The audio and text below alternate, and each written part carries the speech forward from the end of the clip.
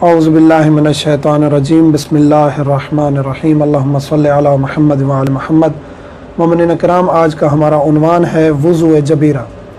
وضو جبیرہ کیا ہوتا ہے کہ اگر آپ کو خدا نخواستہ زخم ہو گیا ہے، یا آپ کا کوئی عضو وضو کا ٹوٹ گیا ہے، ہڈی ٹوٹ گئی ہے، یا آپ کو پھوڑے نکل آئے ہیں، پھوڑوں کی جو بھی قسمیں ہیں، ایک ہے زیادہ ہے، اور آپ کو پٹی لگی ہوئی ہے ان چیزوں پر، تو آپ وضو کیسے کریں گے؟ اگر آپ پٹی اتار سکتے ہیں، ممکن ہو پٹی اتار کر دھونا، تو آپ پٹی اتاریں گے اور نارملی جو آپ وضو کرتے ہیں، جو ہم وضو کا طریقہ بتا چکے ہیں، ویسے وضو کریں گے۔ اگر پٹی نہیں اتار سکتے، پٹی اتارنا مشکل ہے، ڈاکٹر نے روکا ہے پٹی نہیں اتارنی، زخم کھل جائے گا یا مثلاً کہ تکلیف زیادہ ہوگی، تو اب آپ وضو کیسے کریں گے؟ جیسے مثلاً کہ یہ دیکھیں میں نے رومال باندھا ہوا ہے، یہ مثلاً فرض کریں کہ پٹی ہے، تو اب وضو کیسے کرنا ہے؟ باقی عضو ویسے دھوئیں گے جیسے نارملی دھوتے ہیں، چہرہ دھو لیں گے، باقی بازو یا باقی مسا جو بھی ہے ویسے ہی کرنا ہے۔ اب یہاں مثلاً یہ پٹی ہے، تو آپ مثلاً کہ یہ اس کے نیچے زخم ہے، پانی لیں گے، ہاتھ کو گیلا کریں گے، اس جگہ کو دھو لیں گے، یہ جو پہلے کونی ہے اس جگہ کو دھو لیں گے۔ اس کو دھونے کے بعد اب پٹی پر آپ نے پانی نہیں ڈالنا، پٹی پر آپ نے فقط ہاتھ پھیرنا ہے، مسا کرنا ہے۔ آپ ہاتھ پھیریں گے، مسا کریں گے، اور اس کے بعد پھر جو نیچے والی جگہ ہے اس کو ہاتھ کو دوبارہ گیلا کریں گے اور اس جگہ کو دھو لیں گے۔ یہ ہو جائے گا ہمارا وضو جبیرہ۔ اور یہ پٹی ممکن ہے آپ کے سر پر بھی لگی ہو، پاؤں پر بھی لگی ہو، ہاتھ پر اسی طرح فقط ہاتھ پر بھی لگی ہو، ماتھے پر بھی لگی ہو، جہاں بھی پٹی لگی ہوگی آپ وضو جبیرہ ایسے کریں گے۔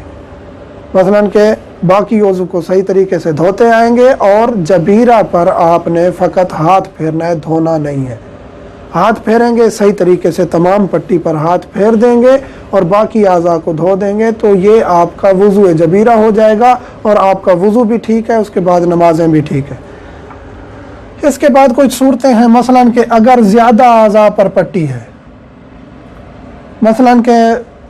خدا نخواستہ بہت زیادہ زخم آ گئے ہیں، بہت زیادہ تکلیف ہو گئی ہے اور پٹی بہت زیادہ لگ گئی ہے، مثلاً کہ سر پر بھی پٹی ہے، بازوؤں پر بھی پٹی ہے، اور آپ کا دھونا ممکن نہیں ہے، فقط آپ مسح کر سکتے ہیں، یا تھوڑے سے اعضاء بچ گئے ہیں جن کو آپ دھو سکتے ہیں، مثلاً کہ تھوڑا سا ماتھا بچ گیا ہے، تھوڑا سا چہرہ ہے، یا تھوڑا سا ایسے ہاتھ کی انگلیاں ہیں، باقی پٹیاں لگی ہوئی ہیں، تو پھر آپ جتنا ہو سکے وضو کریں اور مسح کریں،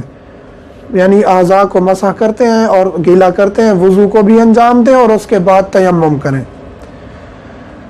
اگر جبیرہ نجس ہے، مثلاً کہ پٹی نجس ہو چکی ہے، تو اس کو آپ پر ضروری ہے کہ تبدیل کریں۔ مثلاً پٹی نجس ہو چکی ہے، اس کے اوپر ہاتھ نہیں پھیریں گے، وضو نہیں کریں گے، پہلے اس کو تبدیل کریں گے۔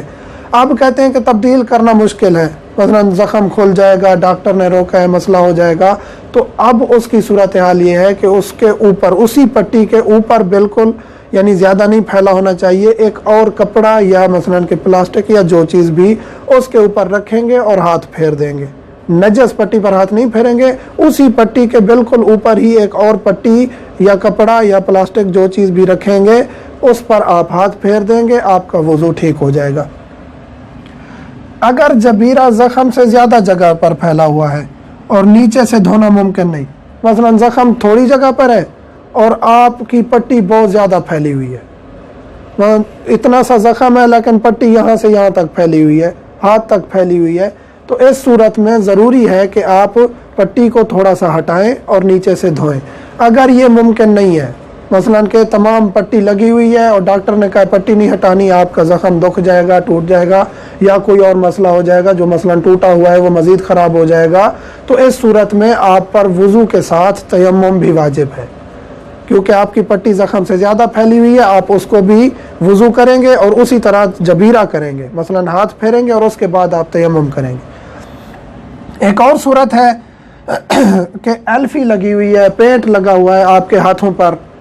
اور آپ نہیں اتار سکتے، نماز کا وقت ختم ہوتا جا رہا ہے، تو اس صورت میں آپ کیا کریں گے کہ وضو بھی کریں گے اور اس کے ساتھ ساتھ آپ تیمم کریں گے۔ یہ دو صورتیں تھیں کہ جب آپ وضو کے ساتھ تیمم بھی کریں گے۔ مزید سوالات ہیں اگر مومنین کے، تو میں حاضر خدمت ہوں۔